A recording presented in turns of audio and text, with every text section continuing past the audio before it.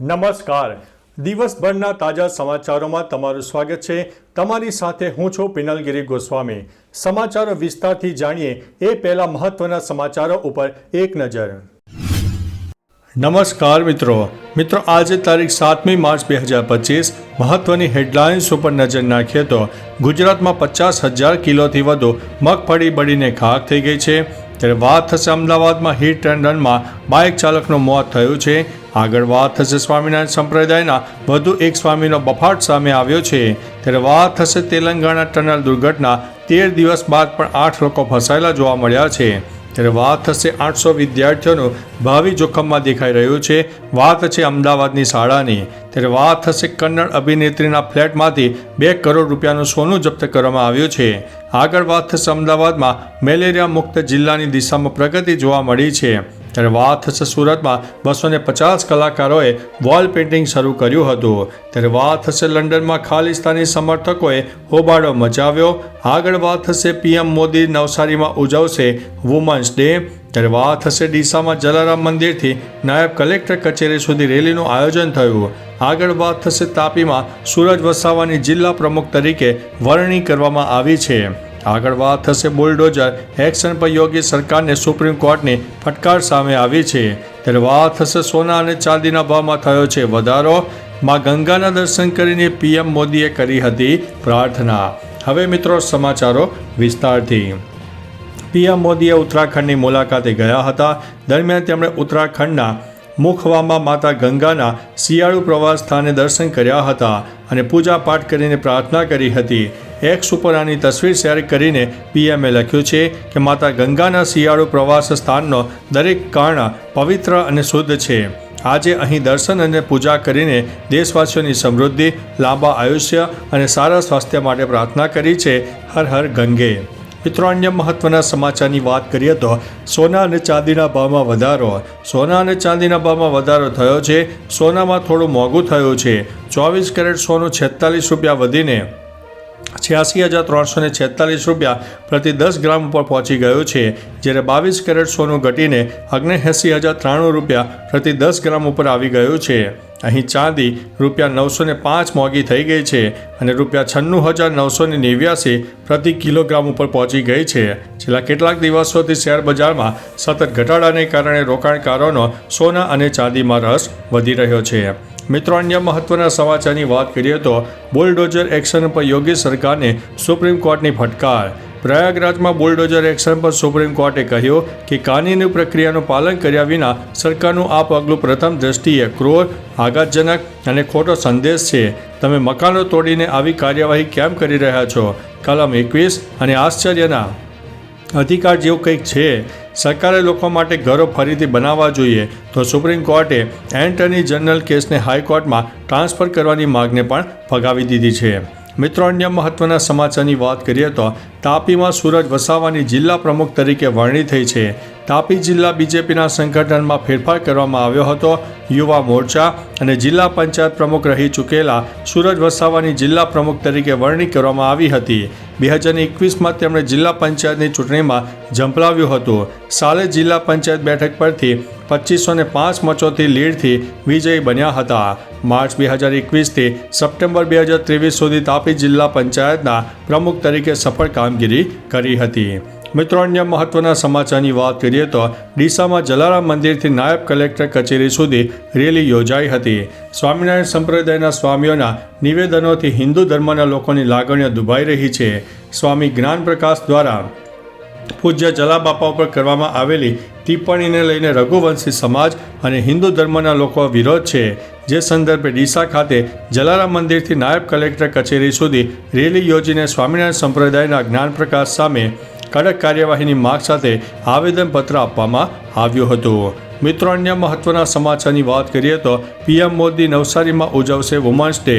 મળતા અહેવાલ મુજબ પીએમ મોદીએ સુરત એરપોર્ટ ઉપર પહોંચવાનું આયોજન, પછી હેલિકોપ્ટરથી સેલવાસનું આયોજન. સાંજે તેઓ સેલવાસથી હેલિકોપ્ટરમાં સુરતના પર્વત પાટિયાના હેલિપેડ પહોંચવાનું આયોજન. ત્યાંથી તેઓ નીલગિરી ગ્રાઉન્ડ સુધી 3 કિલોમીટરનો રોડ શોનું આયોજન. પછી તેઓ અઠવા લાઇન્સ સ્થિત સર્કિટ હાઉસમાં રાત્રે રોકાણ કરશે.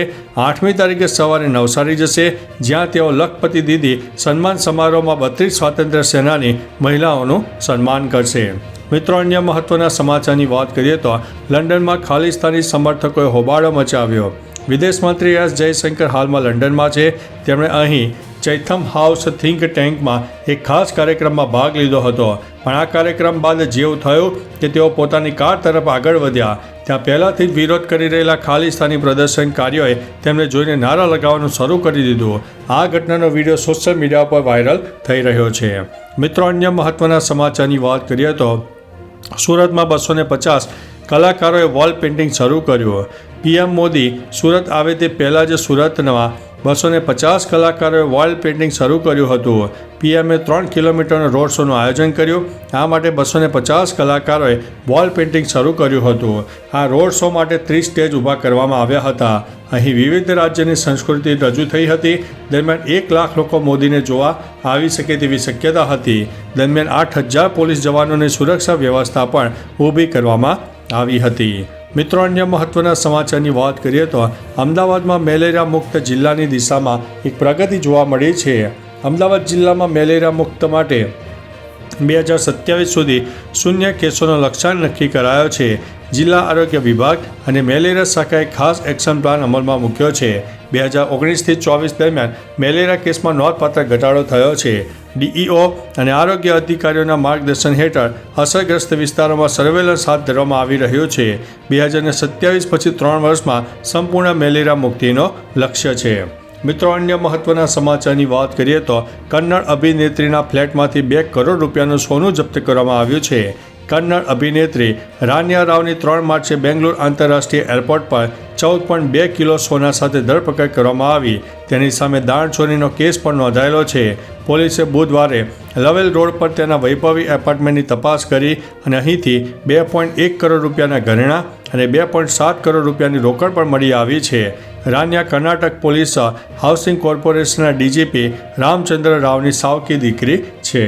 મિત્રો, અન્ય મહત્વના સમાચારની વાત કરીએ તો 800 વિદ્યાર્થીઓનું ભાવિ જોખમમાં. અમદાવાદની 4 શાળાઓની સીબીએસઈ એફિલિએશન રદ કરવામાં આવ્યું છે. ડમી વિદ્યાર્થીઓ પકડાતા આ 4 શાળાની સીબીએસઈ માન્યતા રદ કરવામાં આવી છે. અમદાવાદની 4 શાળાઓની સીબીએસઈ માન્યતા રદ થવાનો મામલો ગુજરાત હાઈકોર્ટ પહોંચ્યો હતો. વિદ્યાર્થીઓનું ભાવિ જોખમમાં મુકાશે તેવી અરજીમાં ઉલ્લેખ કરાયો છે. તેમજ અરજદારે શાળાઓની માન્યતા ખોટી રીતે રદ કરવામાં આવી હોવાનો પણ અરજીમાં દાવો કર્યો છે. મિત્રો, અન્ય મહત્વના સમાચારની વાત કરીએ તો તેલંગાણા ટનલ દુર્ઘટના 13 દિવસ બાદ પણ 8 લોકો ફસાયેલા છે. તેલંગાણા ટનલ દુર્ઘટનામાં 8 કામદારો 13 દિવસથી ફસાયેલા છે. કેરળ પોલીસે આ કામદારોને ટનલમાંથી બચાવવા માટે 2 સ્નીફર ડોગ મોકલ્યા છે. આ કૂતરાઓને કેડેવર ડોગ્સ કહેવામાં આવે છે અને તેઓ કાટમાળ નીચે દટાયેલા લોકોને શોધવામાં નિષ્ણાત હોય છે. કેરળ સરકારને આ કૂતરાઓ મોકલવા વિનંતી કરી હતી. ત્યારબાદ કેરળ સરકારે 2 કૂતરા મોકલ્યા છે અને આ કૂતરાઓ સાથે તેમના ટ્રેનર્સ પણ છે. મિત્રો, અન્ય મહત્વના સમાચારની વાત કરીએ તો સ્વામિનારાયણ સંપ્રદાયના વધુ એક સ્વામીએ બફાટ માર્યો. સ્વામિનારાયણ સંપ્રદાયના વધુ એક સ્વામીએ વિડીયોમાં કહી રહ્યા છે કે ચારણબાઈએ મંત્રેલો દોરો પહેરવાના કારણે ભગવાન સ્વામિનારાયણ ભક્તને દર્શન આપ્યા વગર જતા રહ્યા. મળતી માહિતી અનુસાર રણજીતગઢ પાસેના હરિકૃષ્ણ ધામના સ્વામીનો આ વિડીયો છે, જેને લઈને ચારણ સમાજમાં રોષ ફેલાયો છે. જલારામ બાપા પછી હવે ચારણબાઈ પર વિવાદાસ્પદ નિવેદન આપતા સ્વામિનારાયણ સંપ્રદાયના સ્વામી હવે વિવાદમાં ફસાયા છે. મિત્રો, અન્ય મહત્વના સમાચારની વાત કરીએ તો અમદાવાદમાં હિટ એન્ડ રનમાં બાઇક ચાલકનું મોત.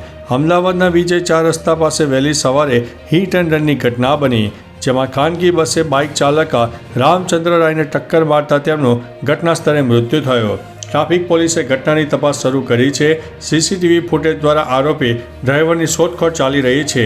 બસ મળી આવી છે પણ ડ્રાઈવર ફરાર છે. અમદાવાદમાં આવા અકસ્માતો પણ વધી રહ્યા છે. ઓવર સ્પીડિંગ લોકોનો હવે જીવ લઈ રહ્યું છે. મિત્રો, અન્ય મહત્વના સમાચારની વાત કરીએ તો ગુજરાતમાં 50,000 કિલોથી વધુ મગફળી બળીને ખાખ થઈ ગઈ છે. સુરેન્દ્રનગરના થાનમાં મગફળીના ગોડાઉનમાં ભીષણ આગ લાગી, જેને લઈને 50,000 કિલોથી વધુની મગફળી બળી ગઈ હોવાના અહેવાલ છે. તેથી માલ મકાનને સહિત ઘણું નુકસાન થયું છે. થાનગઢ અને ચોટીલાની ફાયર બ્રિગેડની ટીમે ગોડાઉનની દિવાલો અને 2 શટરો તોડ્યા છે. તેઓ આગને બુઝાવવાનો પ્રયત્ન પણ કરતા હતા. ટેકાના ભાવે આ મગફળીની ખરીદી કર્યા પછી તેને FCIના ગોડાઉનમાં મુકાઈ હતી. તો ચાલો મિત્રો, ફરીથી દેશ અને દુનિયાના સુપરફાસ્ટ સમાચાર લઈને મળતા રહીશું. ત્યાં સુધી અમને રજા આપશો. નમસ્તે.